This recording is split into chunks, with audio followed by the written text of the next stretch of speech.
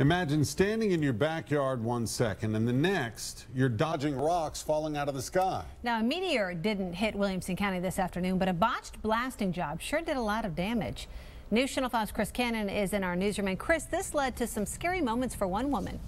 Well, Krista, most days Heather Eulig expects blasting along I65 to happen just before noon. Today it was a half hour late and it covered her backyard in rocks.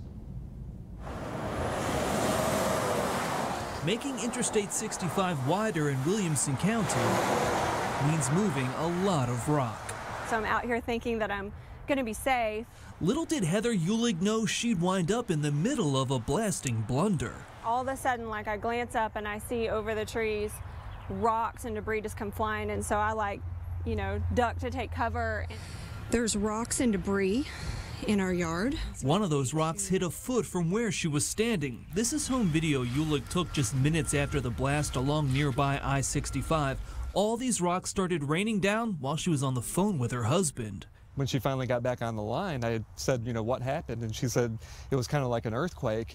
The rock shattered fence post, damaged sheds, and at a neighbor's house, smashed a glass door and went right through a storm window, screen, and second window.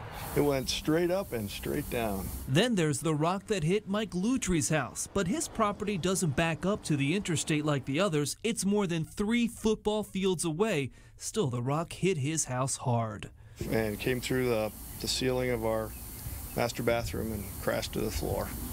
The same thing happened last week, and the TDOT contractor was banned from blasting for 3 days. The problem? Seams of dirt in this rock. Still, everything was done by the book Thursday. But from TDOT's stance, we don't want the contractor to do any more blasting until we feel comfortable that all the necessary measures have been taken.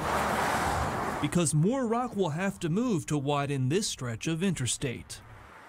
TDOT geologists say seams of dirt within that rock make it much more unstable for blasting. Now, what concerns the neighbors in that area of Williamson County is that the contractor and the fire marshal knew about this proposed danger from this rock, yet they still blasted today without any extra notice to the neighborhood. Back to you. All right, Chris, thanks. And here's some good news. Crews from the contractor, LoJack Incorporated, immediately responded to the neighborhood, cleaned up all that rock, and then sent insurance adjusters to the 4 affected homes.